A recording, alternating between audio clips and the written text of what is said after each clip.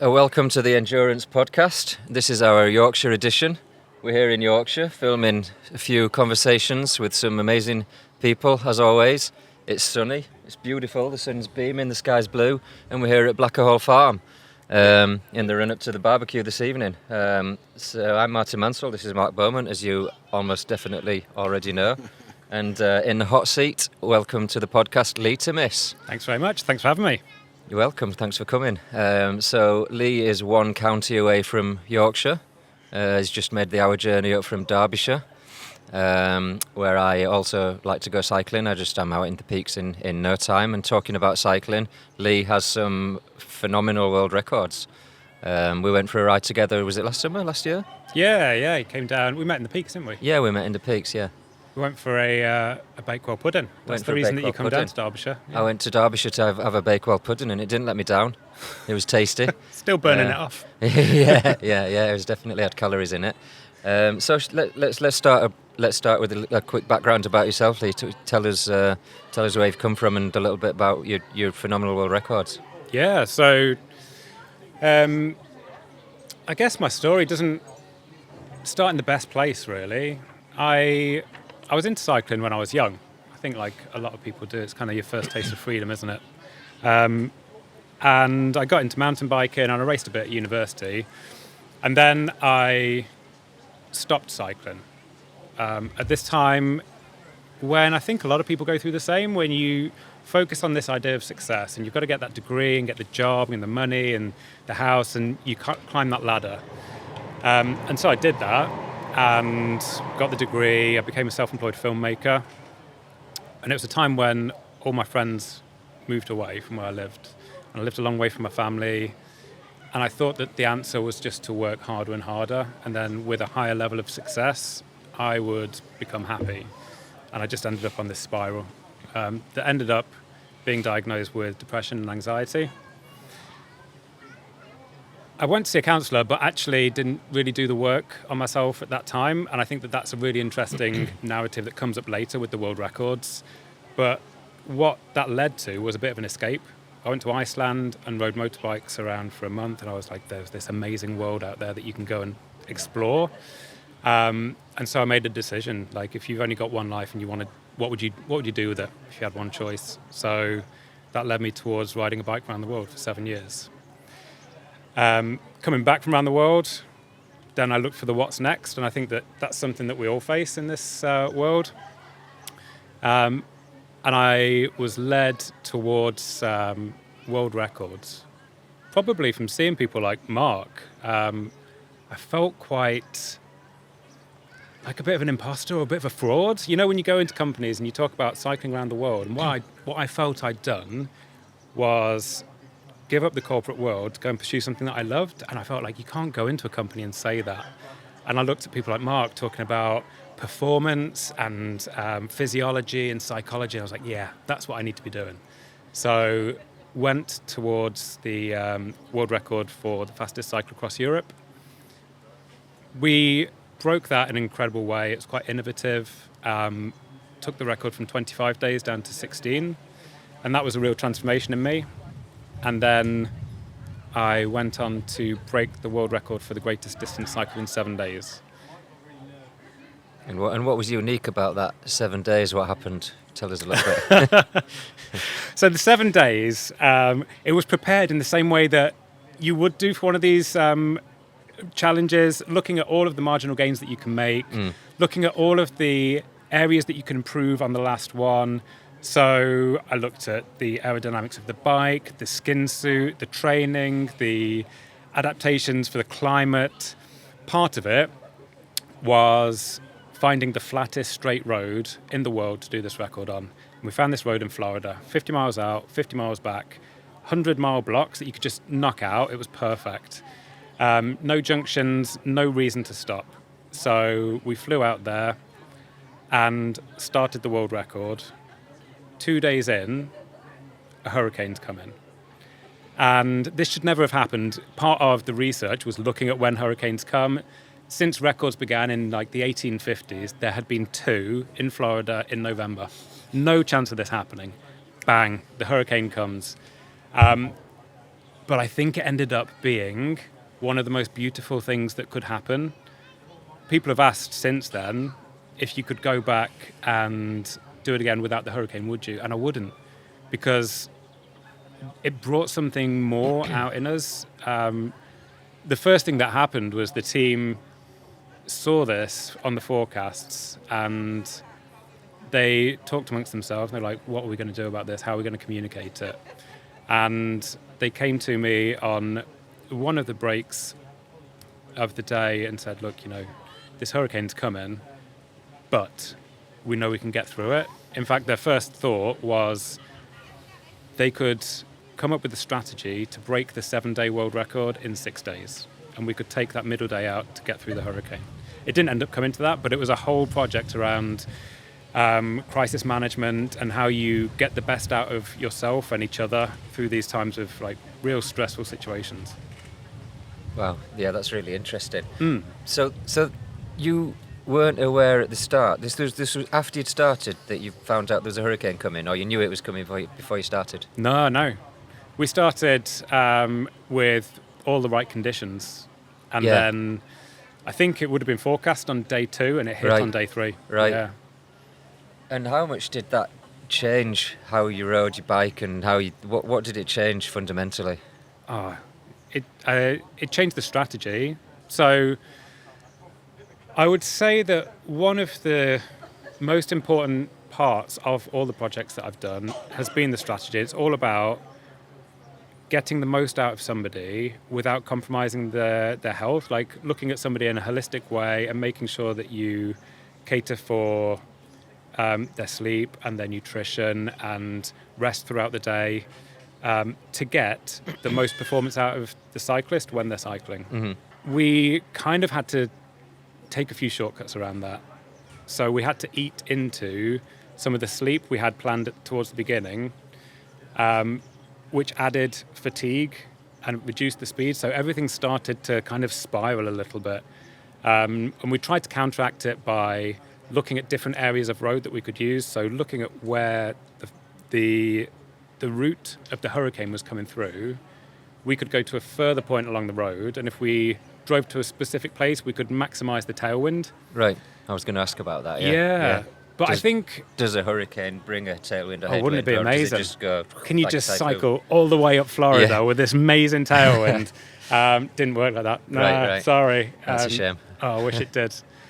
I think that you start to realise how small those gains can be. So when you're looking at a 16, 17, 18-hour day, if you can drive yourself a few miles up the road to get a bit of tailwind, it makes such a small difference. When you're looking at 500 kilometres in a day, if you can gain 10, it doesn't make much difference. So it was detrimental in a huge way. And I think that constantly being wet and then hot and then wet and then hot, it impacts the skin, it impacts the grit coming up from the back wheel into the chamois, the discomfort, the saddle sores. Yeah, there was a lot to work through. But I think also it brought out some of those elements of the team and probably the psychology that you wouldn't have got without that adversity. Have you got any really phenomenal pics of you cycling through a hurricane? Oh, there's some great ones. Is there? Yeah, oh, wow. Yeah. You've got to watch the documentary. Yeah. There's great clips where it's just a dark road and you've just got the light beaming out the front of the bike, cutting through the rain, and then there's just lightning striking the horizon all around. Wow. Yeah, it was epic. Terrifying. Yeah. Yeah, wow. And did you feel at any point of packing in? Was there any point where you thought, you know what, I'm going to give up here? Did you come close to it? Or? No, I didn't. No? Not on that one. I think because I've done a lot of work on the psychology, I've worked with psychologists for a number of years. When you've prepared for so long, so there was a whole year that went into it, and the fundraising, the sponsorship that has to go towards making something like that happen, and you create kind of a once-in-a-lifetime window of opportunity where you've got the team out there to do it, you find yourself in it's such a difficult situation to say, no, let's quit. There's a lot of pressure on you. Yeah. And I definitely felt that at the time. Like, the team might have had this idea that we could do this record in 6 days, but there is no way I'm compromising on a single second that I'm out on the bike. So that was my initial mentality. I think that working with the psychologist as well and having this knowledge that all I can impact is the things that I can control as well. So I can't control the weather that's coming through. I can't control what the team do. All I can do in that situation, which is quite a hard thing to do, letting go of all the control, all I can do is pedal. And everything else just has to happen around it. And one of the great things that enabled it was the trust that I had in the team. And I think that comes from the whole year of preparation leading up to it. Getting people together in the same space, making sure they don't know each other just because of their role. If we had an aerodynamics session, everybody would be coming down. There'd be the bike fitter, the mechanic, the physiologist, and you see how people can add their contribution into the aerodynamics. The same in the climate chamber at the university. Knowing how I ride differently in that condition, in that heat, enabled the bike fitter to make some adjustments and people to understand what each other's roles are. And I think when you realise how special and unique somebody's knowledge is that they're bringing to the project, you've got a respect for them when things go wrong. And you're like, oh, instead of going, oh, you know, Martin, you're just the cyclist, you don't know what I'm doing. You realise all of that effort that's gone into your training for the year, and it raises the trust and maybe the empathy, I think, in those situations. Yeah. I think your question around, you know, was there a moment that you thought to give up, is worth pausing on, because you talked about the time and the effort and the process to get to the start line, and I've often been asked the same with the Around the World in 80 Days. And I find it very hard to reflect on the mindset that you're in when you're doing it. And you can glibly say, well, it's the fear of failure, it's accountability, it's all this stuff. But I look back at myself and go, yeah, I was in a very, very different headspace to be able to stay blinkers on. Like, when you have those massive setbacks, your thought process is never, I can't do this. It's always a case of just momentum. And I think it's very hard when you get out of that bubble to sort of reflect on what it was truly like to be in it. But I think the bit that I'm interested in is you've earned that space. If somebody was just to write a blank check, plan the thing for you, and you just rocked up, you wouldn't have almost like earned the space to be in that mindset. So you might be physically ready, but I think people often ask me for advice in the build-up, and I'm keen to help and I'm keen to give advice, but I think you need to do the work. You need to earn it, because if you don't earn it, then it's very hard to have that mindset that you alluded to when you're in it, where the only reason you wouldn't carry on is if it was unsafe to do so. But really, there's nothing that's going to stop you. That sort of superhuman, nothing will stop me, I think comes through the fact that it's not actually the record attempt, the 7 days, it's everything that's built up towards it. And I don't know if there's anything else that you can share on that, because for me it's one of the most frequently asked questions, and I've never found a way of answering it. No, I completely agree. It's almost linked to that connection between confidence and action, isn't it? Like, everybody wants more confidence so that they are ready to take an action, but it almost has to go the other way around, where you take the action and it brings the confidence along with it. And I think that maybe there's an element of that in this situation. So for the whole year of preparation, you've kind of changed who you are, and everything becomes about this moment when you're going to do something special. And I think that there's the habits that you build, and there's the physiology that you develop, and the team that you build. Everything's building up to it, and then the moment comes to jump and you have to do it, and that, I think, builds that momentum that Mark was talking about, where you can't imagine a world without it in a way. It's huge. And that inspires the confidence and the continuity and maybe the resilience as well. Yeah. There was also, I think, linking back to mental health as well, there was a real inspiration in me that was probably quite personal, that I was working in the mental health service at the time, and there's a lot of stories that when you work in that industry, there's a lot of stories about people who want to give up. And it was an opportunity for me to take on something big and to prove that no matter how hard things become, you can always carry on. And I think that weighed really heavily upon me. And to have people from that team writing in and going, you know, you're doing great, and to get the support of people around me, I think it created a story that was bigger than me. It's something to believe in within myself, but it existed externally. You mentioned working with psychologists. I'm interested to know for you, is this the same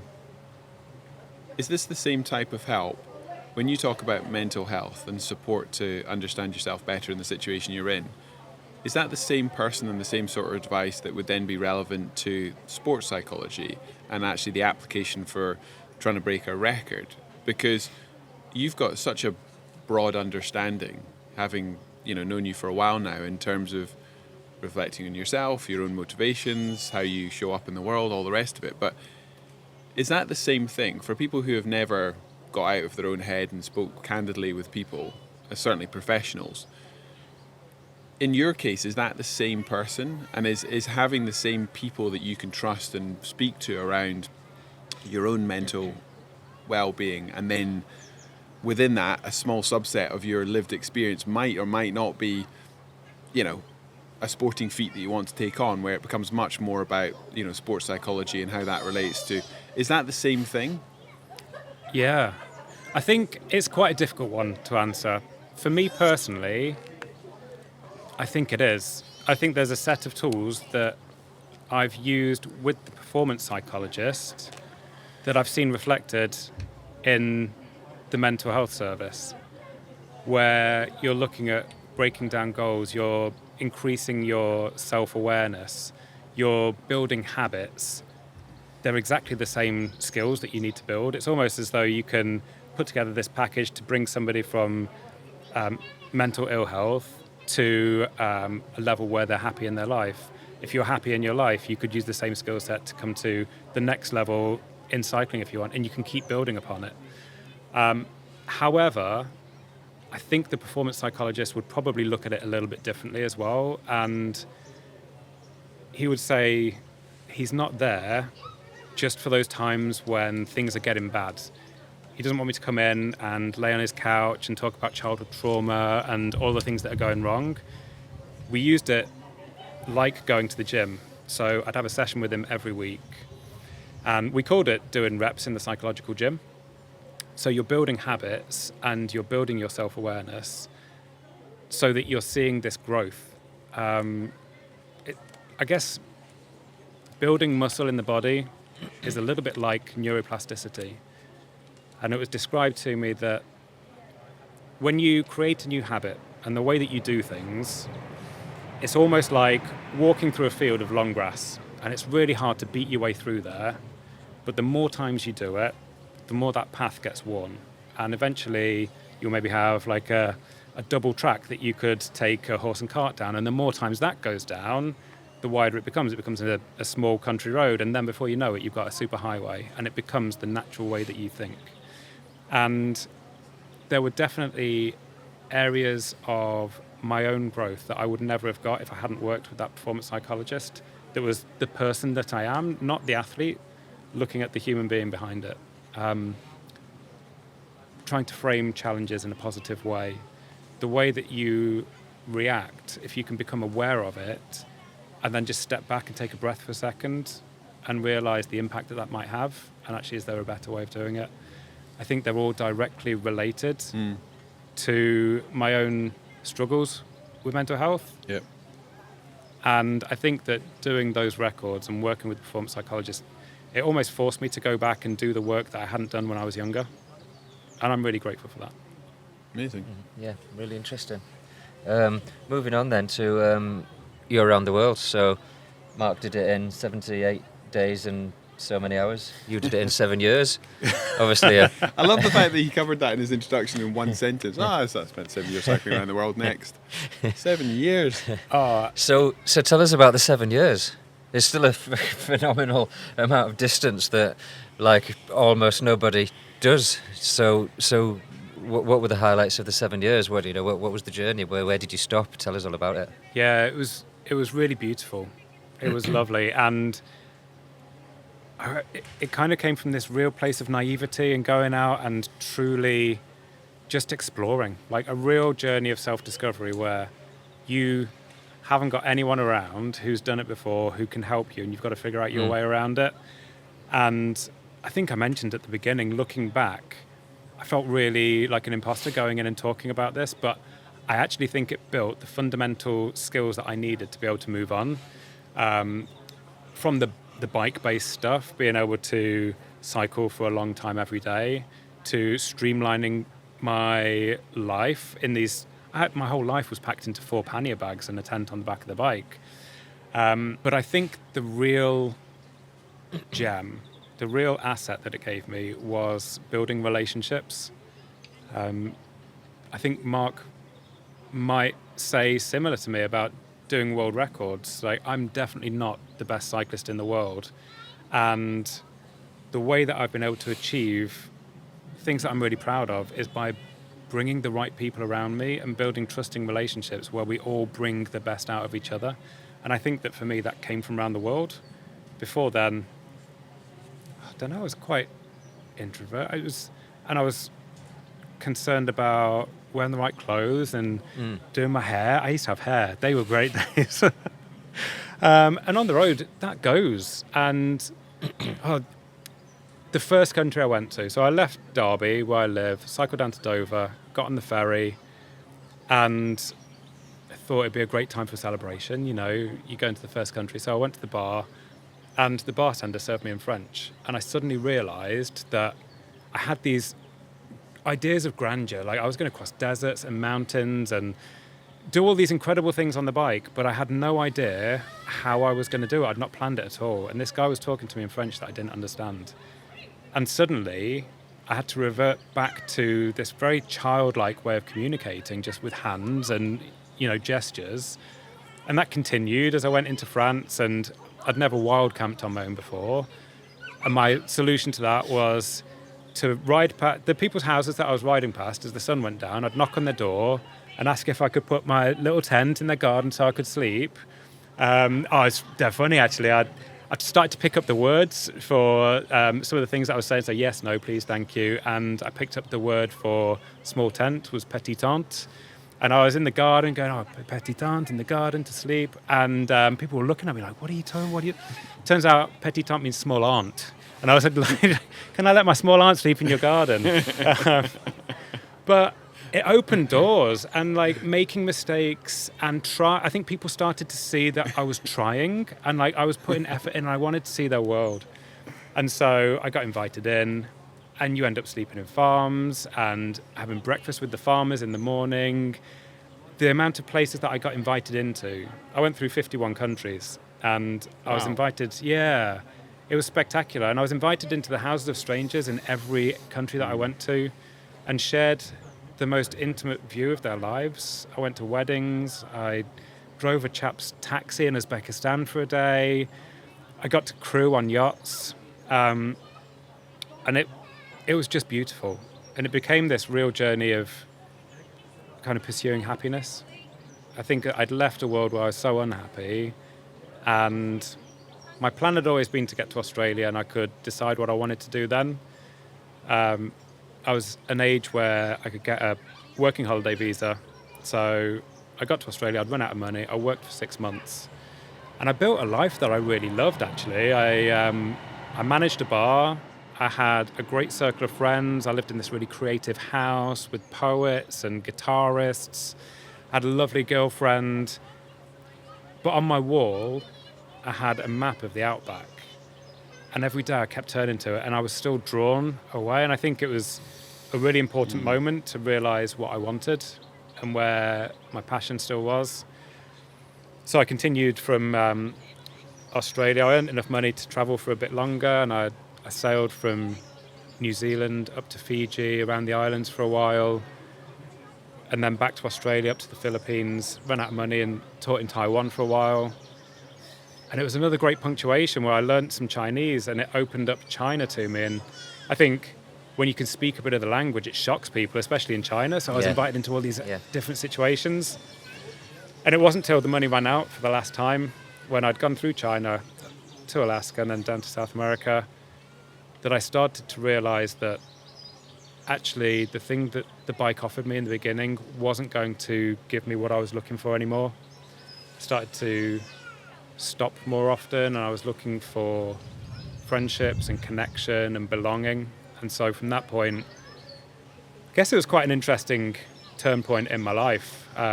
People had heard about what I was doing, and so you'd stop and have these conversations, and people would say, oh, if you cycle all the way down to Tierra del Fuego at the bottom of Argentina, Chile, you could go to South Africa, and then cycle all the way up through Africa. It'd be like the longest journey you could ever do. But my motivation wasn't for the achievement anymore. It's for some much more human belonging. Yeah, it's extraordinary. And that idea of the bike being the vehicle as opposed to a sporting feat. This was 1,000,000 miles from the Cross Europe record, or people think they're all the same thing, but they really aren't. What you've done and the Al Humphreys of this world have done is totally, even the two different pedals around the planet for me, they've got the same title, but they're such a different lived experience, because one, you're interacting with place, you're getting to see how one thing becomes the next, you're getting to, that sort of rich tapestry of the fact that the bike's just a vehicle to get you between landscapes, and the other's just a head-down race where you get to see the world like a slideshow, but there's none of the culture, people, places element. So it's really interesting, and it's interesting when people then ask you questions, and I guess it's like anything on life. It's like, how do you not know that? Like, how do you not know how to pitch your tent in the wild or find clean water? And,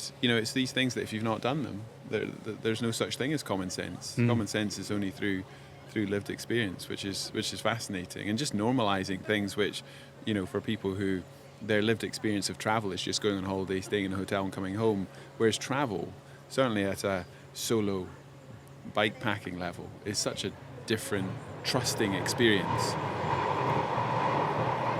And you alluded to that, sort of the fact that you're sort of got your life packed into 4 pannier bags, but you also need the kindness of strangers. You need, not just sort of in practical terms, but also emotional terms. We're not very good on our own for long periods of time, even though we're cycling on our own. So you need to have those human interactions to sort of to keep the fuel in the fire, to keep the journey going. Yeah, and I think that's something that I really overlooked in my planning. I really thought it was going to be me against the world, against the deserts, against the mountains, but actually it was me finding my place in the world. And I love what you said about the differences between the two approaches. And I feel like it could almost be summarized as going around the world helped me to find my place in that external world, and then doing the world records helped me to look within. So it's the difference between looking outwards and looking inwards. You really have to dig deep into who you are and what motivates you and what's going to keep you going, and understanding who you're going to be in those difficult situations for the world records. But understanding where you fit in humanity is a really important aspect of that adventure side. Love it.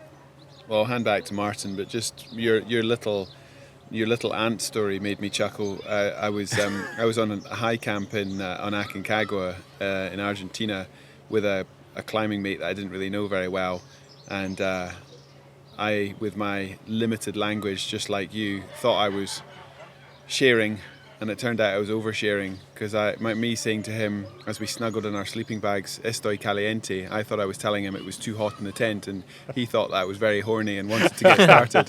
So you got to be really careful when you know a little bit of language, but you don't quite know what you're saying. The kindness of strangers, Mark, in such a different way. Oh, you've got the hots, do you? No, I'm too hot. I like you, but not like that. And would he have been, Oh, he was quite an attractive man. Right. Yeah, very striking, very striking Argentinian. I'm sure he wouldn't like me saying so, but not my type. Tune into the post 9 o'clock episode when you find out more details. Yeah. So back then, so it was obviously a good few years ago, and technology was probably quite a lot different to what it is now as it's advanced. How did you navigate around the world? Yeah, I literally left in 2010 when, I think the first iPhone had been out for about a year, maybe a little bit longer. Nobody really had smartphones, and so I was literally navigating everywhere with a paper map. Yeah.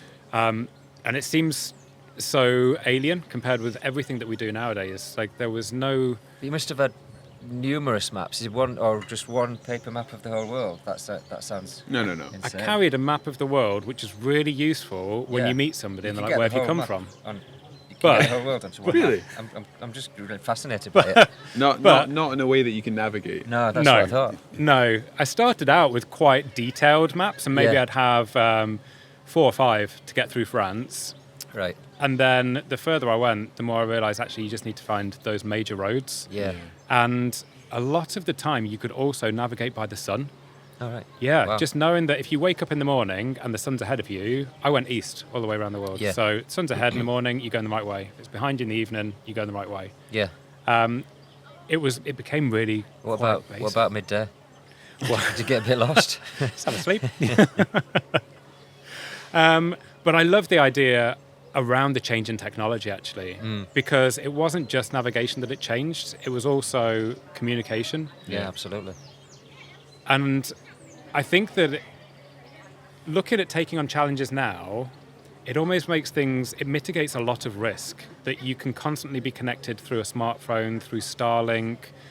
When in 2010, I left and waved goodbye to my parents, and they literally had no idea where I was going, where I would be at any point, until I found an internet cafe where you would pay for an hour and you pick up your emails, you reply to your loved ones, and you put the photos from your digital camera onto a DVD, and you send it home, and then you pop at another internet cafe in maybe a month's time, and you do the same thing again. And it was such a different world, and I would say so freeing and liberating as well. You're literally at the mercy of the kindness of strangers that Mark mentioned earlier, people who welcome you into their home and they share their life with you. And I think it was such a lovely time to travel, and also I'm quite grateful for being around at that time as well, with quite relaxed politics, no wars in the world. Feels like nowadays... Yeah, we don't realise what a stable period that was. You know, it was just a few years before you that I pedalled through Turkey, Iran, Pakistan, India. Yeah.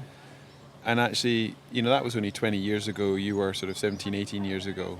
And technology's changed so much. I mean, I remember boxing up boxes of mini DV, that's reel-to-reel cassette, so this is pre-digital. That makes me sound like, you know, we're going back to the wars. Like this was less than 20 years ago. But I think the biggest change, and you've alluded to it, is the fact that anything that you're sharing, you've got a moment in time where you're making sense of it and sharing it back to the world. Whereas, you know, there's none of that imperative to tell the story in real time. And therefore, you have the absolute indulgence of being completely lost in the journey you're a part of. Yeah. At some point down the road, you'll make sense of it because you'll need to, you know, share those stories back, or, you know, write a book about it. But whilst you're in it, you're in it. You're not having to, you know, tweet about it or Instagram it, or, you know, figure out how to make sense of this for an audience that's not there. And I think that fundamentally changes your perspective on what you're doing. Yeah, it was such a lovely time to be able to do that. And my reflection, every day I wrote a diary. It was lovely. And I think that maybe social media has almost taken the place of that nowadays. Yeah. One of the things that I found was you would make incredible connections with the people that you would meet.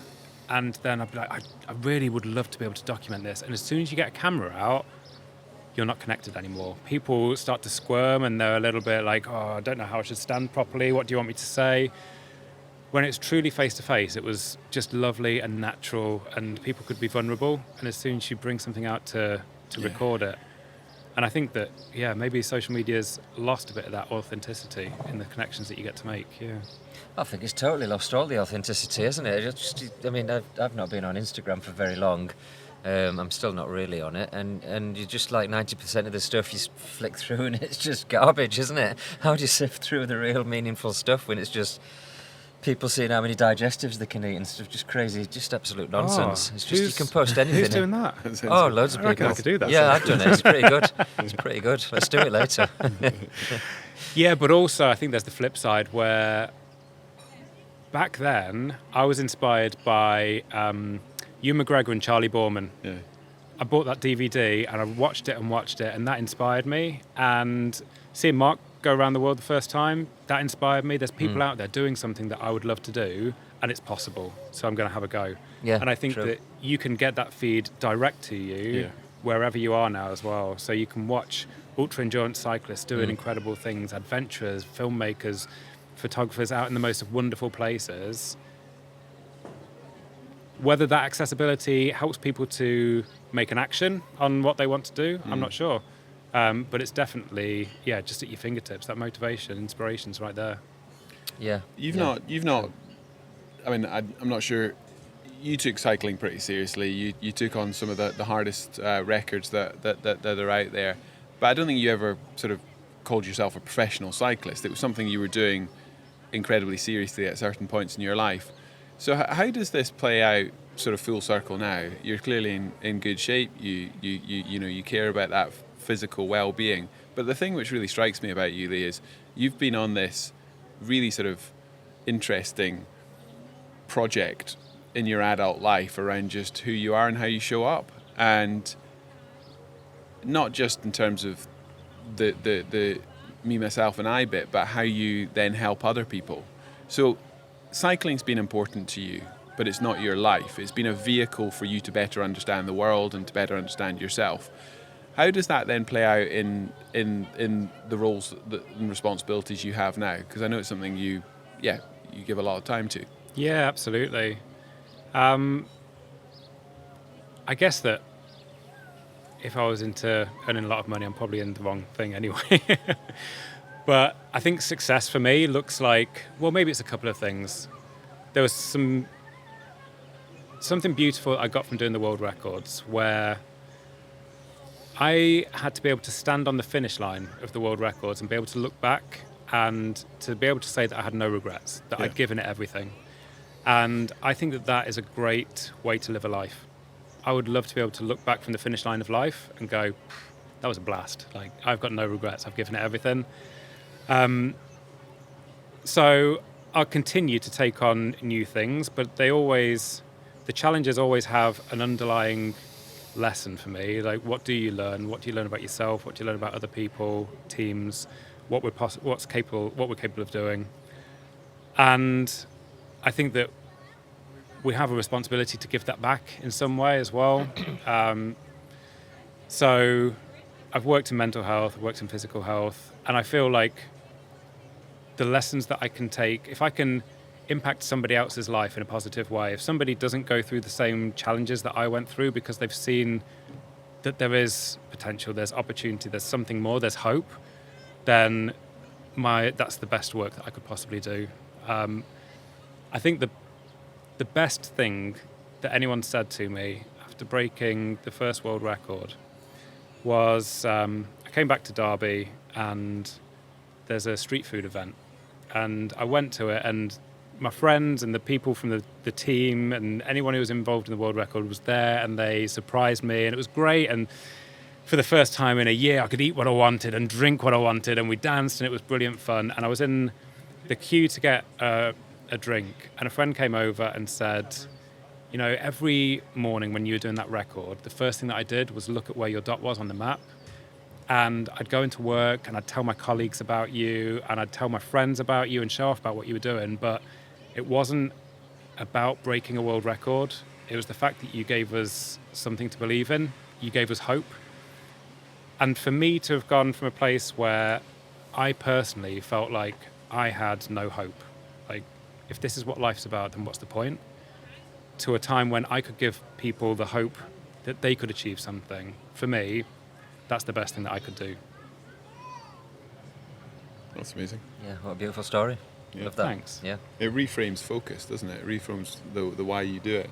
Yeah. And, you know, reflecting on what you're about to take on with your 2,000 mile epic, you know, what drives you is trying to figure out what your personal best is, but then realising what it means to your colleagues, to your family, to other people. That's not the same thing. It's not their personal best, but it means something to them. Yeah. Yeah. Quite a cool thing to think about when you're suffering like that. Yeah, almost definite. That's an almost given, especially if there's a hurricane.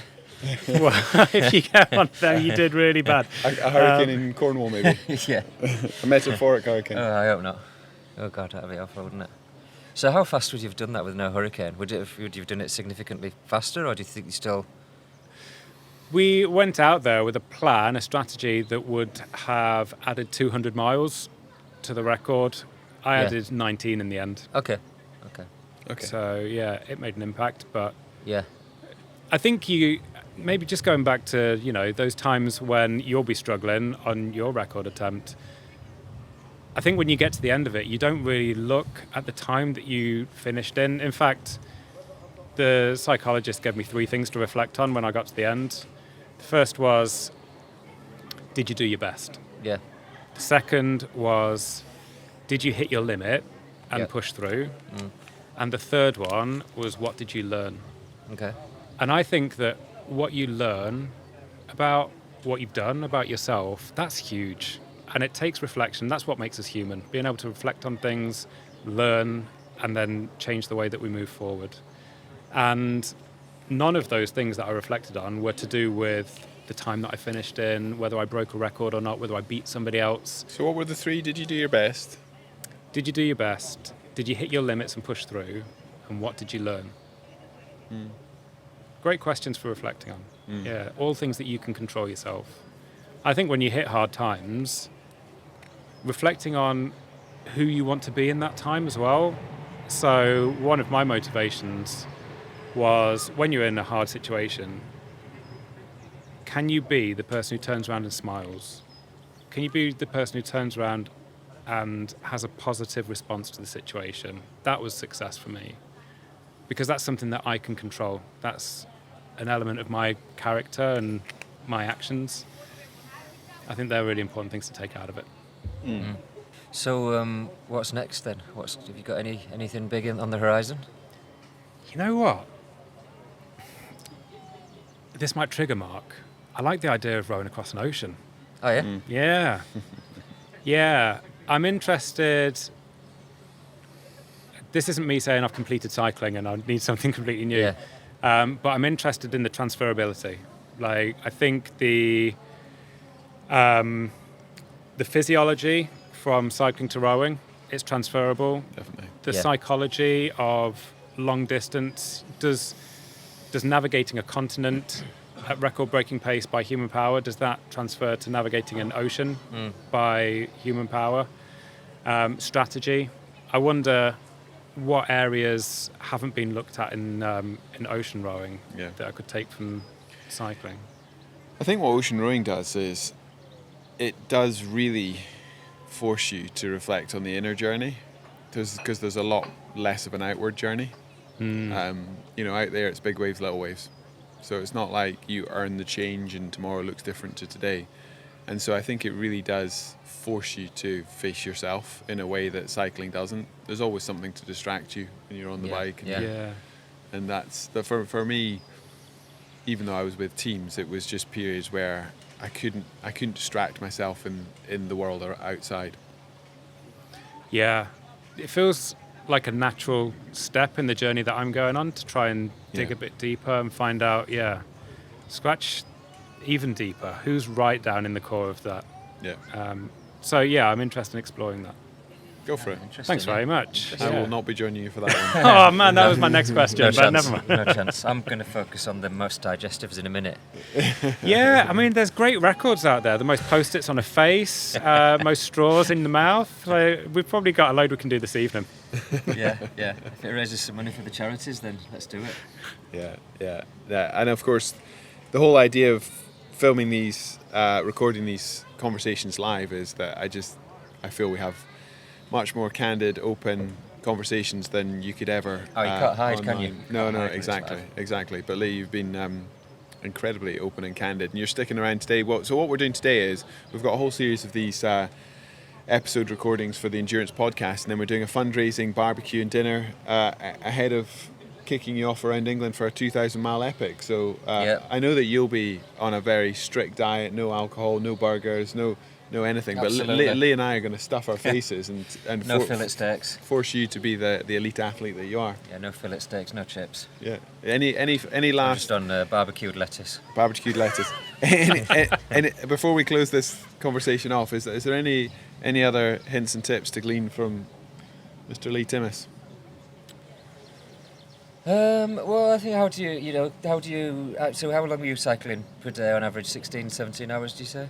Yeah, we broke the first record down into 4-hour blocks. Yeah. Oh, you're on Which, 4-hour blocks, were you?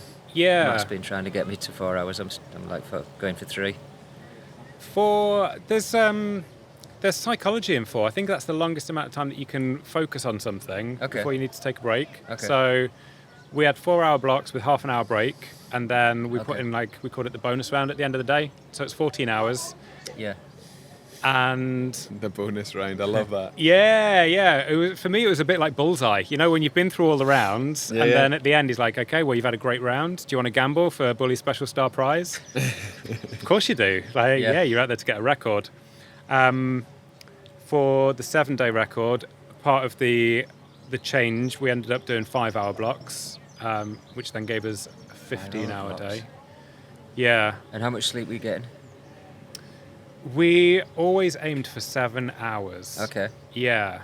Top tip, don't go crazy with the caffeine gels. Okay. Yeah, not great for sleep. Maybe Right. just in the morning. Yeah. But I always struggle with that as well. I don't know if it's a personal thing. Like when you've got a big challenge, my brain just doesn't want to shut down. Yeah. So we prioritise being in bed for 7 hours. But Okay. yeah, you might get 6 hours. I think monitoring how that works. But it's for you. amazing what the body can do and the mind can do. So, everyone sort of talks about getting your 7-8 hours sleep, but it's amazing. I mean, yes, sleep depth slows your cognitive function and turns you into a bit of an idiot, but and your behaviours change massively. But the ability to ride the bike and stay safe, especially when you've got a support team, that's the top priority. It's amazing what you can do. It's amazing what you can do. Which in everyday life you'd go, how could I possibly do that?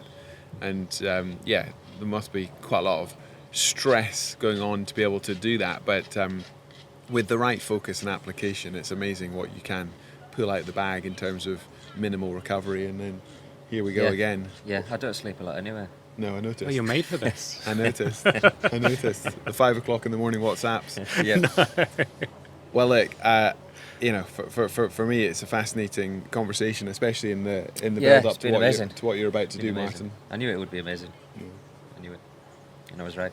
Yeah, and good luck as well. It's an epic challenge. Hopefully, I'd like to come out and see you on a bit of that'd it. be great. Yeah, that'd be great. I'll introduce you to Matt now if you've not already met him. He'll be coordinating Absolutely. like that side of stuff. Yeah, just come along and that'd be throw great. rotten veg at you and stuff like that. Yeah.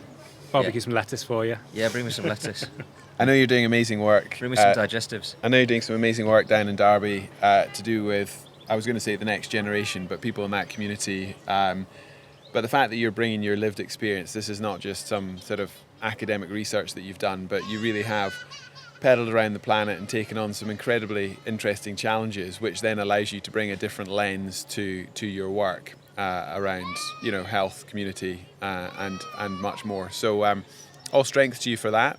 Thanks very much. I always enjoy catching up, and it's been fun but this is the first time we've sat down and had a conversation like this. So I really appreciate you coming up to Yorkshire.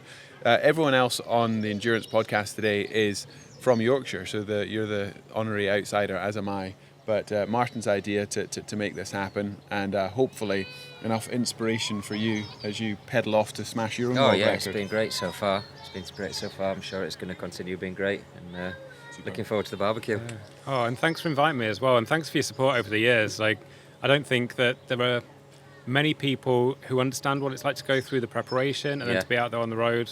One of the moments that stuck with me in the first record that I did was this feeling when I was out on the road. I'd probably been out there for a week, 10 days, and this feeling that nobody knew what I was going through, and it's so difficult out there, and does anyone even care what I'm doing?